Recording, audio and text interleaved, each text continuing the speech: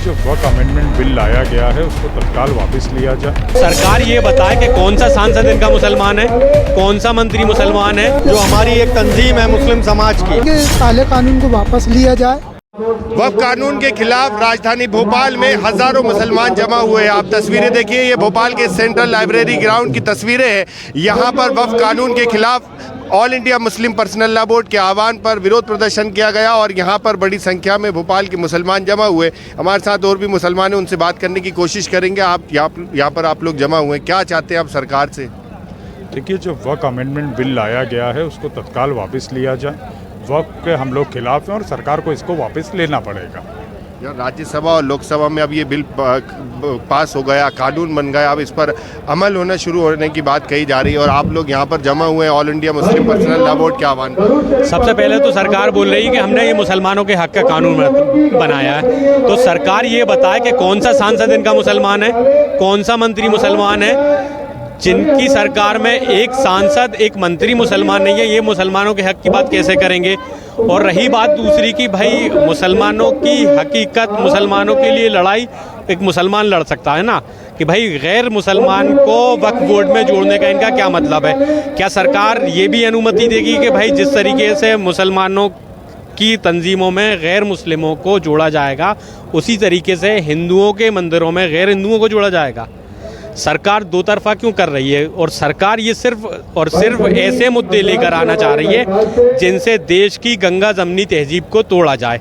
सरकार जैसे एनआरसी का मामला हो, तीन काले कानून का मामला हो, जैसे मुंह की खानी पड़ी थी, वैसी वक्फ बिल पे भी मुंह की खानी पड़ेगी और सुप्रीम कोर्ट इसे रद्द करेगा। तो क्या चाहते हैं आप लोग, कब तक इस तरह से विरोध प्रदर्शन करते रहेंगे? देखिए, all India Muslim personal law board जो हमारी एक तंजीम है मुस्लिम समाज की, वो 2 महीने का उसने एक पूरा कार्यक्रम बनाया है और उसके अनुसार ये पहला कार्यक्रम था जो भोपाल में था।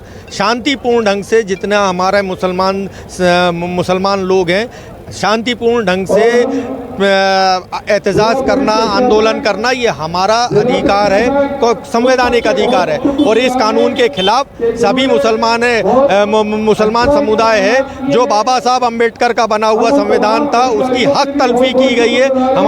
हमारे जो मुस्लिम पर्सनल लॉ है उसकी हक तलफी की गई। अच्छा, अब जैसे आप देख रहे हैं कि बड़ी संख्या में भोपाल में जमा हुए थे, अब आगे क्या रुख रहेगा? आप लोग क्या चाहते हैं?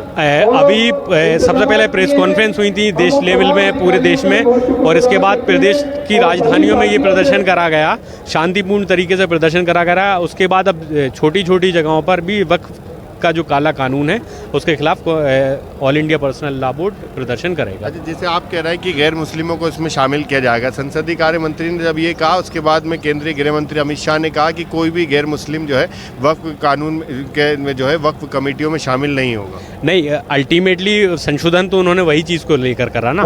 तो ये कहानी क्या है कि जो देश का संविधान है उसे तोड़ना चाह रहे हैं, और जो देश के संविधान के निर्माता हैं बाबा साहब अम्बेडकर ने, और उसके बाद देश के संविधान ने जो मुस्लिमों को जो पावर दिए थे उन पावरों को कम करना चाह रहे हैं। तो इसे मतलब इसका कोई मतलब नहीं है कि भाई नए नए कानून और कानून का दुरुपयोग करना सरकार का काम। अच्छा, कहाँ से आए आप लोग? ये भोपाल से ही है। क्या चाहते हैं आप सरकार से? यही करते हैं कि काले कानून को वापस लिया जाए और देश में शांति और पूर्वक का माहौल होना चाहिए। में हजारों की संख्या में मुसलमान यहाँ इकट्ठा हुए हैं और मांग यही कर रहे हैं कि सरकार ये वक्फ कानून को वापस ले, और उनका ये कहना है कि जिस तरह से वक्फ की जो संपत्तियाँ हैं वो मुस्लिम समाज की संपत्ति है, उसमें सरकार जिस तरह से कानून लेकर आई है तो उनके हक अधिकारों पर जो है वो उनके हक अधिकार को छीनना चाहती है, और जब तक ये सरकार कानून वापस नहीं लेगी इसी तरह से आंदोलन होते रहेंगे। TV9 मध्य प्रदेश छत्तीसगढ़ के लिए आमिर खान।